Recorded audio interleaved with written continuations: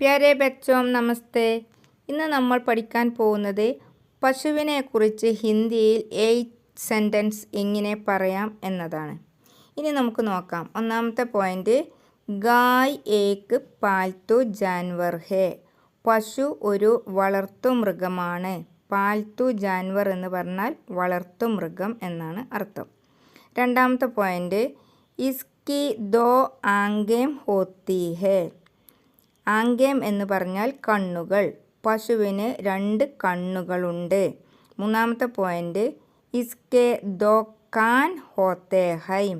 അതായത് കാൻ എന്ന് പറഞ്ഞാൽ ചെവി. പശുവിന് 2 ചെവികളുണ്ട്. നാലാമത്തെ പോയിൻ്റ്, ഇസ്കെ 4 പൈർ ഹോത്തേ ഹൈ.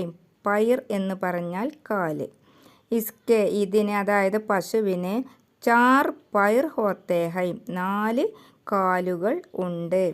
അഞ്ചാമത്തെ പോയിൻ്റ്, ഗായ് കൈ രംഗോ മേ പായി ജാത്തി ഹേ. പശു പല നിറങ്ങളിൽ കാണപ്പെടുന്നു. രംഗോം എന്ന് പറഞ്ഞാൽ നിറങ്ങൾ. ആറാമത്തെ പോയിൻ്റ്, ഇസ്കി ഏക് ലംബി പൂച്ച് ഹോത്തി ഹേ. അതായത് പശുവിന് ഒരു നീണ്ട വാൽ ഉണ്ട്.